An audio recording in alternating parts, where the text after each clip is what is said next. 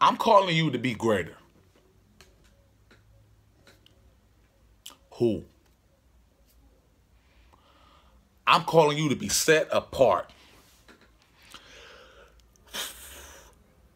Who? I'm calling you to live your life only for me. Who? See, this is the cycle that starts a whirlwind, and before you know it, your life is in a 360, and you sitting in that chair talking about just 3 weeks ago, everything was regular. Just 3 weeks ago, my conviction level was this low to where I could almost ignore it. Just 3 weeks ago, I was leaving the function just to go have a bunch of sex because I was listening to all that music for 5 hours while my spirit was unguarded. Just 3 weeks ago. And now you are expected to stop everything, drop everyone, and roll right into rotation. Well, yes, you are. And I know what's the first thing to be said. I'm sorry, I don't have the time. I don't have the time. Especially not after I laid in bed for 2 hours after I woke up and I was scrolling on my phone. Or after that, how I went to my female friend's house or my female friend's house. And then, you know, we was doing God knows what, and then time slipped away from me. And now I got to go to work, and then after work, I got all these extracurricular activities that I do before I doze off without even thanking God for a day that I didn't deserve. So, no, I don't have time. I'm too busy hustling, though. I'm grinding. I'm too busy, you know, doing all this other stuff. I don't got time to seek ye first the kingdom of God. And let everything be added unto me. I don't have the time. And then comes problem number 2. You're worried about your friends. You're worried about the people that surround you. You're worried about what they're going to say. Because you have now built a reputation for always being everywhere at all times. So now you're going to be considered acting different. Now you are going to be considered uppity, I guess. Now you acting funny.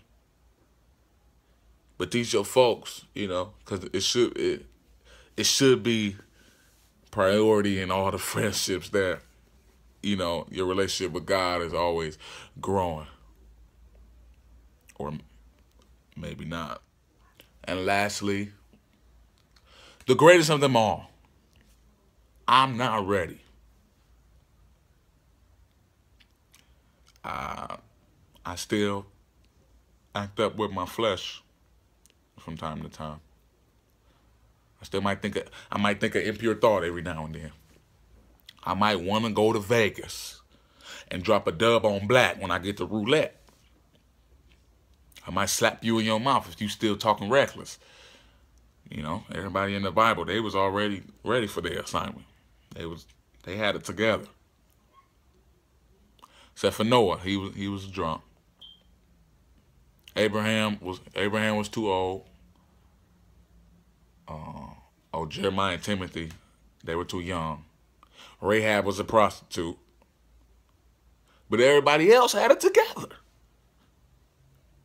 Except for Jacob, he was a liar. Martha was always worrying about something. And Job, he ended up losing everything and going bankrupt. But everybody else had it together. Even though I did read in 2 Corinthians that His grace is all we need and that His power works best when we are weak. So if you're anything like me, you gave your list. You ran it all down, just like how I kind of ran it down to y'all just now. And none of that matters. At the end of the day, there's nothing you could do about it. And I made my choice. I choose God.